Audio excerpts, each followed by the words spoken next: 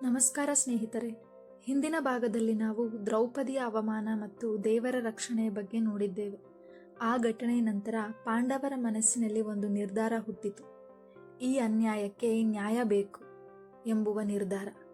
ಆದರೆ ಯುದ್ಧವೇ ಒಂದು ಮಾತ್ರ ದಾರಿಯಲ್ಲ, ಇನ್ನೂ ಒಂದು ಅವಕಾಶ ಇತ್ತು.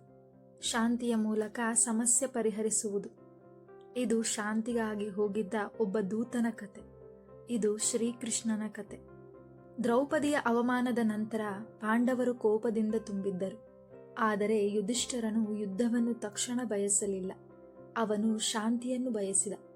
ಪಾಂಡವರು ಯೋಚಿಸಿದರು, ನಾವು ನಮ್ಮ ಹಕ್ಕನ್ನು ಕೇಳೋಣ, ಯುದ್ಧ ಬೇಡ, ಶಾಂತಿ ಬೇಕು ಎಂದು.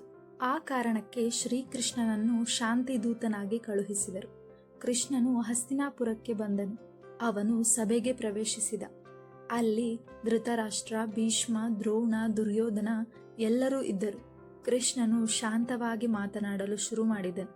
ಪಾಂಡವರು ಯುದ್ಧ ಬೇಡವೆಂದು ಬಯಸುತ್ತಾರೆ, ಅವರಿಗೆ ಅವರ ಹಕ್ಕು ನೀಡಿ ಎಂದು ಹೇಳುತ್ತಾ ಅವನು ಮುಂದುವರೆಸಿದನು.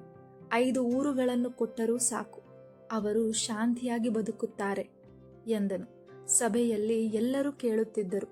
ಕೆಲವರಿಗೆ ಕೃಷ್ಣನ ಮಾತು ಸರಿಯೆಂದು ಅನಿಸಿತು. ಆದರೆ ದುರ್ಯೋಧನನು ಕೋಪದಿಂದ ನಿಂತನು. ನಾನು ಒಂದು ಸೂಜಿಯ ತುದಿಯಷ್ಟು ಭೂಮಿಯನ್ನು ಕೂಡ ಕೊಡುವುದಿಲ್ಲ ಎಂದನು. ಸಭೆ ತೀವ್ರವಾಗಿತ್ತು. ಕೃಷ್ಣನು ಇನ್ನೂ ಶಾಂತವಾಗಿ ಹೇಳಿದನು, ಯುದ್ಧದಿಂದ ನಾಶ ಮಾತ್ರ ಸಿಗುತ್ತದೆ, ಇದನ್ನು ತಪ್ಪಿಸಬಹುದು ಎಂದು ಹೇಳಿದನು. ಆದರೆ ದುರ್ಯೋಧನ ಕೇಳಲಿಲ್ಲ. ಅವನು ಇನ್ನ ಕ್ರೂರನಾದ. ಅವನು ಯೋಚಿಸಿದ, ಕೃಷ್ಣನನ್ನೇ ಬಂಧಿಸಿಬಿಡೋಣ ಎಂದು.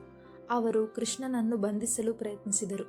ಆ ಕ್ಷಣದಲ್ಲಿ ಕೃಷ್ಣನು ನಕ್ಕನು ಮತ್ತು ತನ್ನ ದಿವ್ಯ ರೂಪ ತೋರಿಸಿದನು. ಅವನ ದೇಹದಿಂದ ಬೆಳಕು ಹರಿಯಿತು. ಸಭೆ ಸಂಪೂರ್ಣ ಪ್ರಕಾಶಮಾನವಾಯಿತು. ಎಲ್ಲರೂ ಭಯದಿಂದ ನಡುಗಿದರು. ಅವರು ಅರಿತುಕೊಂಡರು, ಇವನು ಸಾಮಾನ್ಯ ವ್ಯಕ್ತಿ ಅಲ್ಲ, ಇವನು ದೇವರು ಎಂದು. ದುರ್ಯೋಧನನು ಕೂಡ ಬೆಚ್ಚಿಬಿದ್ದನು. ಆದರೂ ಅವನ ಅಹಂಕಾರ ಬದಲಾಯಿಸಲಿಲ್ಲ.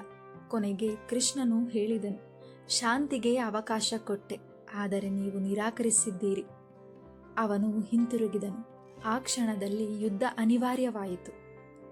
ಈ ಕತೆ ನಮಗೆ ಒಂದು ಮಹತ್ವದ ಪಾಠ ಹೇಳುತ್ತದೆ. ಶಾಂತಿ ಯಾವಾಗಲೂ ಮೊದಲ ಆಯ್ಕೆ ಆಗಬೇಕು. ಆದರೆ ಅಹಂಕಾರ ಇದ್ದರೆ ಅದು ನಾಶಕ್ಕೆ ಕಾರಣವಾಗುತ್ತದೆ. ನಿಮ್ಮ ಜೀವನದಲ್ಲಿ ನೀವು ಯಾವಾಗಲಾದರೂ ಶಾಂತಿಯಿಂದ ಸಮಸ್ಯೆ ಪರಿಹರಿಸಿದ್ದೀರಾ? ಕಮೆಂಟ್ನಲ್ಲಿ ಹೇಳಿ. ಧನ್ಯವಾದಗಳು ಸ್ನೇಹಿತರೆ. ಈ ಕತೆ ನಿಮಗೆ ಇಷ್ಟವಾಗಿದ್ದಲ್ಲಿ ಲೈಕ್, ಶೇರ್ ಹಾಗೂ ಸಬ್ಸ್ಕ್ರೈಬ್ ಮಾಡಿ. ಮುಂದಿನ ದಿನದ ಶ್ರೀಕೃಷ್ಣನ ಕತೆಗಾಗಿ ನಿರೀಕ್ಷಿಸಿ.